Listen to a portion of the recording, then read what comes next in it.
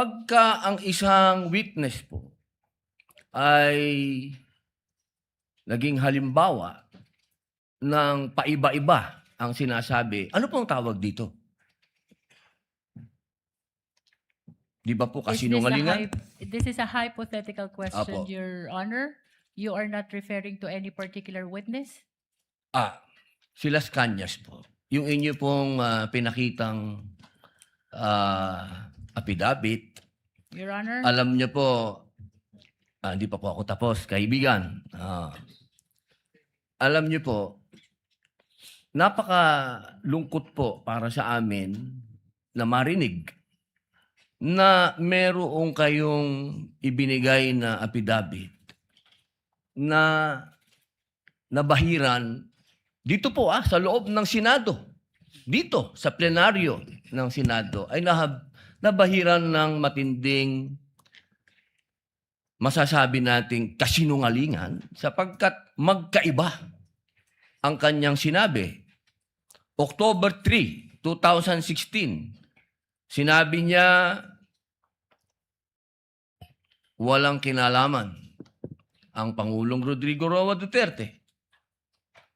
February 20, March 6, na iba na ang istorya. Ang tanong ko po, ano ang tawag sa taong paiba-iba ang sinasabi? Di ba po sinungaling? May I answer, Your Honor? Opo. Kagaya po ng aking binigyang linaw kanina at paulit-ulit na rin pong sinabi ng ating presiding officer. Pakisagot na lang po kasi yun lang po ang tanong. Tama po ba o mali na tawaging sinungaling ang taong iba-iba ang sinasabi? I'm sorry, Your Honor, but I need to qualify my answer. Mr. Presiding Officer, isang simpleng tanong lang po. The lead prosecutor may agree or disagree or state a different characterization. I can state a different characterization if I'm asked by the good Senator Judge. You may disagree or agree with the Your statement Honor. of the Honorable Senator Judge Padilla. Feel free to say no or yes, Counsel. Kagalang-galang ng mga senator judges at sa atin pong mga nanonood na kababayan. Dahil binanggit po ng kagalang-galang na Senador Robin Padilla ang pangalan at ang affidavit ni Arturo Las Cañas, nais ko pong linawin ang kanina ko pong manifestasyon. Ito po ay ipresenta sa impeachment court bilang bahagi ng Presiding testimonya Officer, ng witness. Hindi pa din po sinasagot ang... Lead prosecutor, the response, it's not responsive to the question of Senator Judge Padilla. Allow me to, if the good Senator Judge will allow the presiding officer, pwede ba nating sabihin, lead prosecutor, na ang testigong pabago-bago ang kanyang testimonya sa magkakaibang petsa o araw o panahon ay isang testigong hindi maaasahan? Without particular reference to Arturo Las Sa Cañas, pangkalahatan, I agree with you, Honorable Presiding Officer. Posible nagsisinungaling siya sa isa, nagsasabi ng totoo sa isa, o nagsisinungaling sa isa, nagsasabi ng totoo sa isa, hindi na natin malalaman yun. Tama po ba yan? Without particular reference to Arturo Las Cañas, I agree with you, Honorable Presiding Officer. Thank you. Maraming salamat po, aming ginoong You may proceed, tagapamahalang Senator hukom. Judge Padilla. Opo. Kasi po, katulad po ng sinabi ng aming Senator Judge, 10,000 hours, Pampilo Lacson, napakaliwanag po ng sinabi niya. At kami din po dito, ako po mismo ay gumawa din ng panukala na dapat yung mga nagsisinungaling dito,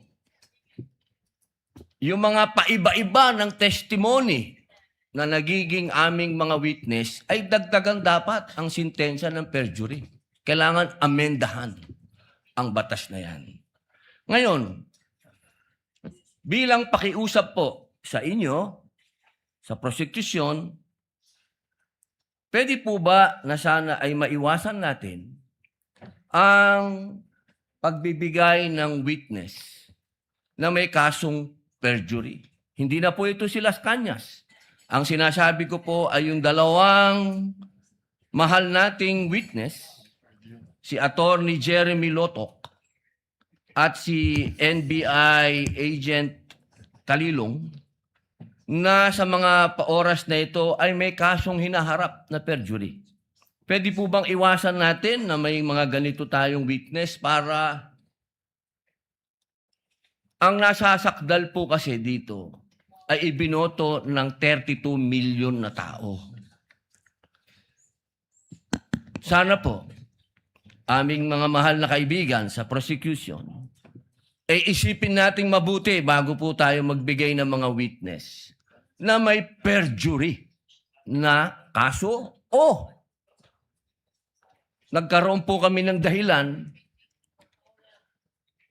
na gumawa ng amenda na itong perjury ay amendahan. Pwede po ba yon? Your Honor, with all due respect, I would like to take exception to the question and manifestation of the Honorable Senator Judge Robin Padilla. First of all, we were able to verify already that there are no cases pending against the prosecution witnesses.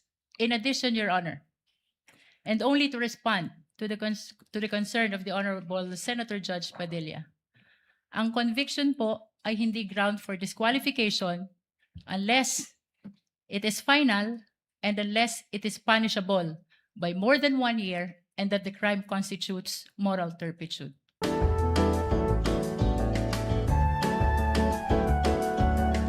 So hindi po kayo connected nung panahon na yon kay Pangulong Rodrigo Roa Duterte? Hindi po. Opo. Kung kayo po ay nagtatrabaho sa mga iba't ibang politiko, kayo po ba ay matatawag na political analyst o political ano pang tawag po doon? Yung mga nagsasagawa, nagpapatakbo ng politika ng bawat politiko? Well, maaari pong matawag na tayo ay tumutulong sa ating pinaniniwalaan na kung sino po ang dapat manungkulan sa ating bayan. Opo. Ibig pong sabihin, pwede po kayong gumawa ng isang kandidato at manalo. Makatulong lang po sapagkat ang paniwala ko po, hindi naman po isang tao, lalo na ako, ang magpapanalo ng isang kandidato. Opo. So ngayon po, masasabi po natin na pwede po kayong magtrabaho bilang isang political operator? Ako po ay nasasama sa isang political party noon, so tumutulong po tayong maipanalo ang isang kandidato ng political party. Opo. Maipanalo lang po? O ano po ba ang trabaho ng political operator sa Pilipinas? Pwedeng gumawa? Pwede din sumira?